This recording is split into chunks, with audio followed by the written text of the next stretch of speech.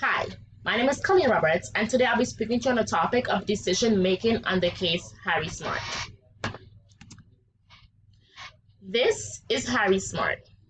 Harry Smart is a very bright and ambitious young executive who was born and raised in Boston and graduated from a small New England college. Harry met his future wife, Barbara, who was also from Boston, in college. They were married the day after they both graduated from cum laude. Harry then went on to Harvard, where he received an MBA, and Barbara earned a law degree from Harvard. Harry is now in his seventh year with Brand Corporation, which is located in Boston, and Barbara has a position in a Boston law firm. As part of an expansion program, the board of directors of Brand has decided to build a new branch plant. The president personally selected Harry to be the manager of the new plant and informed him that a job well done would guarantee him a vice presidency in the corporation.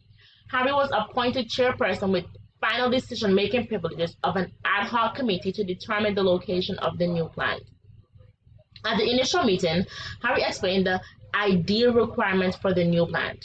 The members of the committee were experts in transportation, marketing, distribution, labor economics, and public relations. He gave them 1 month to come up with 3 locations for the new plant. A month passed and the committee reconvened. After weighing all the variables, the expert recommended the following cities in order of preference: Kansas City, Los Angeles, and finally, New York. Harry could easily see that the committee members had put a great deal of time and effort into their report and recommendation. A spokesperson for the group emphasized that there was a definite consensus that Kansas City was the best location for the new plant. Harry thanked them for their fine job and told them he would like to study the report in more depth before he made his final decision.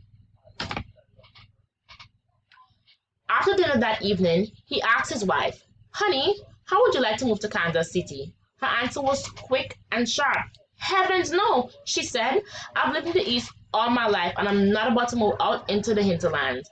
I've heard the biggest attraction in Kansas City is the stockyards. That kind of life is not for me." Harry weakly protested, "But honey, my committee strongly recommends Kansas City as the best location for my plant. Their second choice was Los Angeles and the third was New York. What am I going to do?" His wife thought a moment and then replied, "Well, I would consider relocating or commuting from New York, but if you insist on Kansas City, you'll have to go by yourself." The next day, Harry called his committee together and said, "You should all be commended for doing an excellent job on this report. However, after detailed study, I'm convinced that New York will meet the needs of our plant better than Kansas City or Los Angeles. Therefore, the decision will be to locate the plant in New York. Thank you all once again for a job well done." Did Harry make a rational decision? The way I determined if Harry made a rational decision was basically dividing his personal and organizational goals and then combining them to find a complete balance. When I look at this case from Harry's personal perspective, I would say that he made a complete rational decision because he tried to find a midpoint between his and his wife's personal interests and goals. New York was an option for the new plant, and it was the only location that his wife liked. Looking at things from an organizational perspective, Harry did not make a rational decision because New York was not the best location suggested by the committee. The committee told Harry, point blank period, that Kansas City had the best consensus for the plant to succeed. But when I combined the different factors, Harry did make a rational decision. New York was the best option for his personal life and goals, and it was not just a bad option for the interest of the company because it was a suggested place. Finally, Harry's decision was both organizationally and personally rational.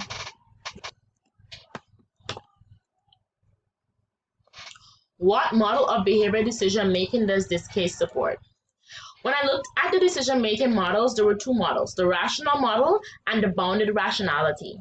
The rational model basically says that decision making by individual is the outcome of a logical, rational process. The bounded rationality says that various factors conspire to undermine rational decision making process in reality. People satisfy rather than optimize. When I examined the case, I realized that it supports a rational model. There are different factors that you would think that supports the boundary rationality, but overall it doesn't. With the boundary rationality, managers are comfortable making decisions without determining all alternatives. We have to remember that. That is one of the main points in a boundary rationality. And it has time constraint and they never have full information about a choice. Now, in the rational model, the outcome will be completely rational. The decision maker uses a consistent system of preferences to choose the best alternative and is aware of all alternatives. Harry was aware of every alternative. He was aware of all alternatives. He needed the participation of committee members to help him find the best idea pertaining to the perfect location for the new plant. He asked experts in marketing, transportation, labor economics, distribution, and public relations for help. These people calculated the probability of success for each alternative. So when you look at all of these things Harry did, Harry knew the alternatives. There was no time constraint, and he had information about his choice. He had full information about his choice. This is why his decision was definitely logical and it supports the rational model.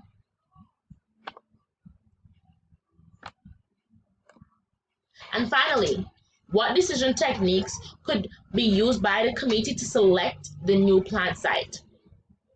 When I looked at the decision techniques, they were the self-managed teams, brainstorming, devil's advocacy, dialectical inquiry, the Delphi technique, quality circles and quality teams, and the nominal group technique. A decision technique that was discussed in the chapter and could be used by the committee to select the new plant is the Delphi technique. This technique involves members with expertise. We have to keep in mind Harry brought in experts to help choose the plant. So this technique involves members with expertise and relevant information concerning an issue being selected to make the decision. In this case study, experts in transportation, marketing, distribution, labor economics, and public relations were brought in by Harry to help him with the selection of the new plant site. They played an important role because they analyzed different scenarios, they weighed all variables, and shared their different points of views. So the Delphi technique is definitely one of the decision techniques that could be used by the committee to select the new plant site. I would say that they even use this technique. Not that, it could be used. I would say this was a technique that they used because this technique definitely plays out everything that was in the case. Another decision technique that was discussed in the chapter and could be used by the committee to select the new plant site is the brainstorming technique.